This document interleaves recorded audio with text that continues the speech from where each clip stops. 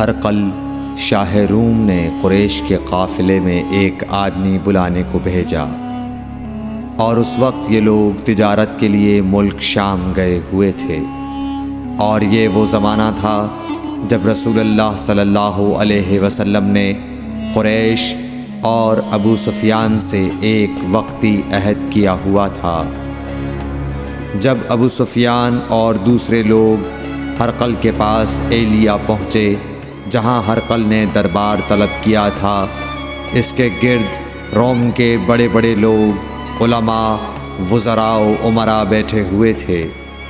ہرقل نے ان کو اور اپنے ترجمان کو بلوایا، پھر ان سے پوچھا کہ تم میں سے کون شخص مدعی رسالت کا زیادہ قریبی عزیز ہے؟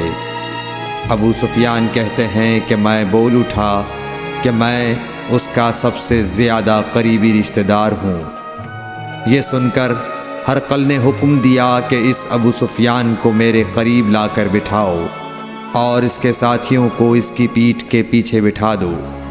پھر اپنے ترجمان سے کہا کہ ان لوگوں سے کہہ دو کہ میں ابو سفیان سے اس شخص یعنی محمد صلی اللہ علیہ وسلم کے حالات پوچھتا ہوں، اگر یہ مجھ سے کسی بات میں جھوٹ بول دے تو تم اس کا جھوٹ ظاہر کر دینا۔ ابو سفیان کا قول ہے کہ خدا کی قسم اگر مجھے یہ غیرت نہ آتی کہ یہ لوگ مجھ کو جھٹلائیں گے تو میں آپ صلی اللہ علیہ وسلم کی نسبت ضرور غلط گوئی سے کام لیتا۔ خیر، پہلی بات جو ہرقل نے مجھ سے پوچھی وہ یہ کہ اس شخص کا خاندان تم لوگوں میں کیسا ہے؟ میں نے کہا وہ تو بڑے اونچے عالی نسب والے ہیں۔ کہنے لگا اس سے پہلے بھی کسی نے تم لوگوں میں ایسی بات کہی تھی؟ میں نے کہا نہیں۔ کہنے لگا اچھا اس کے بڑوں میں کوئی بادشاہ ہوا ہے؟ میں نے کہا نہیں۔ پھر اس نے کہا بڑے لوگوں نے اس کی پیروی اختیار کی ہے یا کمزوروں نے؟ میں نے کہا نہیں، کمزوروں نے۔ پھر کہنے لگا اس کے تابعدار روز بڑھتے جاتے ہیں یا کوئی ساتھی پھر بھی جاتا ہے؟ میں نے کہا نہیں۔ کہنے لگا کیا اپنے اس دعویٰ نبوت سے پہلے کبھی کسی بھی موقع پر اس نے جھوٹ بولا ہے؟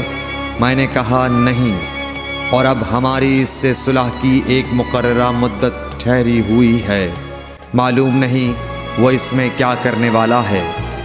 ابو سفیان کہتے ہیں میں اس بات کے سوا اور کوئی جھوٹ اس گفتگو میں شامل نہ کر سکا۔ ہرقل نے کہا کیا تمہاری اس سے کبھی لڑائی بھی ہوئی ہے؟ ہم نے کہا کہ ہاں۔ بولا پھر تمہاری اور اس کی جنگ کا کیا حال ہوتا ہے؟ میں نے کہا لڑائی ڈول کی طرح ہے، کبھی وہ ہم سے میدان جنگ جیت لیتے ہیں اور کبھی ہم ان سے جیت لیتے ہیں۔ ہرقل نے پوچھا وہ تمہیں کس بات کا حکم دیتا ہے؟ میں نے کہا وہ کہتا ہے کہ صرف ایک اللہ ہی کی عبادت کرو، اس کا کسی کو شریک نہ بناؤ، اور اپنے باپ دادا کی شرک کی باتیں چھوڑ دو، اور ہمیں نماز پڑھنے، سچ بولنے، پرہیزگاری اور صلہ رحمی کا حکم دیتا ہے۔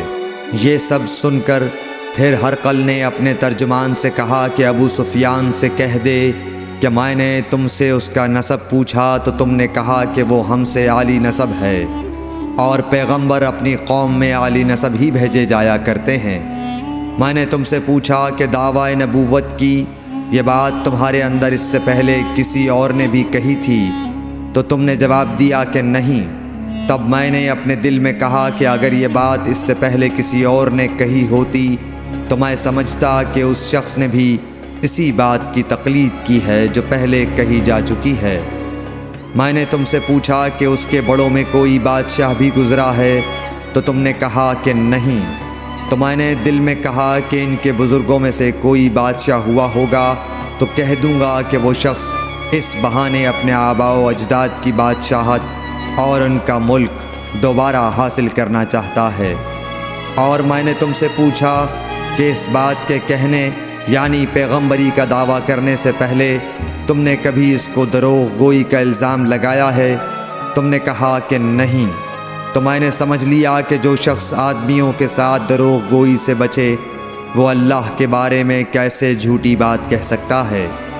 اور میں نے تم سے پوچھا کہ بڑے لوگ اس کے پیرو ہوتے ہیں یا کمزور آدمی؟ تم نے کہا کمزوروں نے اس کی اتباع کی ہے۔ تو دراصل یہی لوگ پیغمبروں کے متبعین ہوتے ہیں۔ اور میں نے تم سے پوچھا کہ اس کے ساتھی بڑھ رہے ہیں یا کم ہو رہے ہیں؟ تم نے کہا کہ وہ بڑھ رہے ہیں، اور ایمان کی کیفیت یہی ہوتی ہے حتیٰ کہ وہ کامل ہو جاتا ہے۔ اور میں نے تم سے پوچھا کہ آیا کوئی شخص اس کے دین سے ناخوش ہو کر مرتد بھی ہو جاتا ہے؟ تم نے کہا نہیں۔ تو ایمان کی خاصیت بھی یہی ہے، جن کے دلوں میں اس کی مسرت رچ بس جائے وہ اس سے لوٹا نہیں کرتے۔ اور میں نے تم سے پوچھا کہ آیا وہ کبھی عہد شکنی کرتے ہیں؟ تم نے کہا نہیں۔ پیغمبروں کا یہی حال ہوتا ہے، وہ عہد کی خلاف ورزی نہیں کرتے۔ اور میں نے تم سے کہا کہ وہ تم سے کس چیز کے لیے کہتے ہیں؟ تم نے کہا کہ وہ ہمیں حکم دیتے ہیں کہ اللہ کی عبادت کرو، اس کے ساتھ کسی کو شریک نہ ٹھہراؤ، اور تمہیں بتوں کی پرستش سے روکتے ہیں، سچ بولنے اور پرہیزگاری کا حکم دیتے ہیں۔ لہٰذا اگر یہ باتیں جو تم کہہ رہے ہو سچ ہیں تو ان قریب وہ اس جگہ کا مالک ہو جائے گا کہ جہاں میرے یہ دونوں پاؤں ہیں۔ مجھے معلوم تھا کہ وہ پیغمبر آنے والا ہے، مگر مجھے یہ معلوم نہیں تھا کہ وہ تمہارے اندر ہوگا۔ اگر میں جانتا کہ اس تک پہنچ سکوں گا تو اس سے ملنے کے لیے ہر تکلیف گوارا کرتا۔ اگر میں اس کے پاس ہوتا تو اس کے پاؤں دھوتا۔ ہرقل نے رسول اللہ صلی اللہ علیہ وسلم کا وہ خط منگایا جو آپ نے وحیہ کلبی رضی اللہ تعالیٰ عنہ کے ذریعے حاکم بصرہ کے پاس بھیجا تھا، اور اس نے وہ ہرقل کے پاس بھیج دیا تھا۔ پھر اس کو پڑھا تو اس میں لکھا تھا، اللہ کے نام کے ساتھ جو نہایت مہربان اور رحم والا ہے۔ اللہ کے بندے اور اس کے پیغمبر محمد صلی اللہ علیہ وسلم کی طرف سے یہ خط ہے شاہ روم کے لیے۔ اس شخص پر سلام ہو جو ہدایت کی پیروی کرے۔ اس کے بعد میں آپ کے سامنے دعوت اسلام پیش کرتا ہوں۔ اگر آپ اسلام لے آئیں گے تو دین و دنیا میں سلامتی نصیب ہوگی، اللہ آپ کو دوہرا ثواب دے گا۔ اور اگر آپ میری دعوت سے روگردانی کریں گے تو آپ کی رعایا کا گناہ بھی آپ ہی پر ہوگا۔ اور اے اہل کتاب، ایک ایسی بات پر آ جاؤ جو ہمارے اور تمہارے درمیان یکساں ہے، وہ یہ کہ ہم اللہ کے سوا کسی کی عبادت نہ کریں اور کسی کو اس کا شریک نہ ٹھہرائیں، اور نہ ہم میں سے کوئی کسی کو خدا کے سوا اپنا رب بنائے۔ پھر اگر وہ اہل کتاب اس کتاب سے منہ پھیر لیں تو مسلمانوں، تم ان سے کہہ دو کہ تم مانو یا نہ مانو، ہم ایک خدا کے اطاعت گزار ہیں۔ ابو سفیان کہتے ہیں، جب ہرقل نے جو کچھ کہنا تھا کہہ دیا اور خط پڑھ کر فارغ ہوا تو اس کے ارد گرد بہت شور و غوغا ہوا، بہت سی آوازیں اٹھیں اور ہمیں باہر نکال دیا گیا۔ تب میں نے اپنے ساتھیوں سے کہا کہ ابو کبشہ کے بیٹے حضرت صلی اللہ علیہ وسلم کا معاملہ تو بہت بڑھ گیا۔ دیکھو تو اس سے بنی اصفر روم کا بادشاہ بھی ڈرتا ہے۔ مجھے اس وقت سے اس بات کا یقین ہو گیا کہ حضور صلی اللہ علیہ وسلم ان قریب غالب ہو کر رہیں گے، حتیٰ کہ اللہ نے مجھے مسلمان کر دیا۔ راوی کا بیان ہے کہ ہرقل جب ایلیہ آیا، ایک دن صبح کو پریشان اٹھا تو اس کے درباریوں نے دریافت کیا کہ آج ہم آپ کی حالت بدلی ہوئی پاتے ہیں، کیا وجہ ہے؟ ابن ناطور کا بیان ہے کہ ہرقل نجومی تھا، علم نجوم میں وہ پوری مہارت رکھتا تھا۔ اس نے اپنے ہم نشینوں کو بتایا کہ میں نے آج رات ستاروں پر نظر ڈالی تو دیکھا کہ ختنہ کرنے والوں کا بادشاہ ہمارے ملک پر غالب آ گیا ہے۔ بھلا اس زمانے میں کون لوگ ختنہ کرتے ہیں؟ انہوں نے کہا کہ یہود کے سوا کوئی ختنہ نہیں کرتا، سو ان کی وجہ سے پریشان نہ ہوں۔ سلطنت کے تمام شہروں میں یہ حکم لکھ بھیجیے کہ وہاں جتنے یہودی ہوں سب قتل کر دیے جائیں۔ وہ لوگ انہی باتوں میں مشغول تھے کہ ہرقل کے پاس ایک آدمی لایا گیا جسے شاہ غسان نے بھیجا تھا۔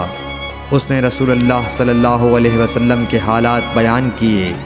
جب ہرقل نے سارے حالات سن لیے تو کہا کہ جا کر دیکھو وہ ختنہ کیے ہوئے ہے یا نہیں۔ انہوں نے اسے دیکھا تو بتلایا کہ وہ ختنہ کیا ہوا ہے۔ ہرقل نے جب اس شخص سے عرب کے بارے میں پوچھا تو اس نے بتلایا کہ وہ ختنہ کرتے ہیں۔ تب ہرقل نے کہا کہ یہی محمد صلی اللہ علیہ وسلم اس امت کے بادشاہ ہیں جو پیدا ہو چکے ہیں۔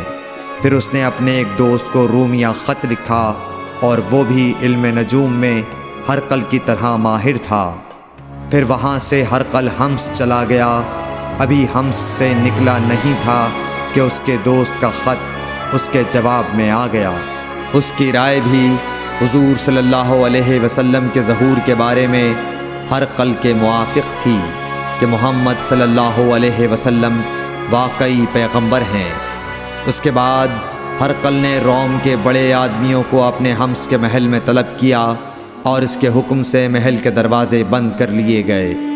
پھر وہ اپنے خاص محل سے باہر آیا اور کہا، اے روم والو، کیا ہدایت اور کامیابی میں کچھ حصہ تمہارے لیے بھی ہے؟ اگر تم اپنی سلطنت کی بقا چاہتے ہو تو پھر اس نبی صلی اللہ علیہ وسلم کی بیعت کر لو اور مسلمان ہو جاؤ۔ یہ سننا تھا کہ پھر لوگ وحشی گدھوں کی طرح دروازوں کی طرف دوڑے مگر انہیں بند پایا۔ آخر جب ہرقل نے اس بات سے ان کی یہ نفرت دیکھی اور ان کے ایمان لانے سے مایوس ہو گیا تو کہنے لگا کہ ان لوگوں کو میرے پاس لاؤ۔ جب وہ دوبارہ آئے تو اس نے کہا، میں نے جو بات کہی تھی اس سے تمہاری دینی پختگی کی آزمائش مقصود تھی، سو وہ میں نے دیکھ لی۔ تب یہ بات سن کر وہ سب کے سب اس کے سامنے سجدے میں گر پڑے اور اس سے خوش ہو گئے۔ بالآخر ہرقل کی آخری حالت یہی رہی۔ صحیح بخاری حدیث نمبر 7۔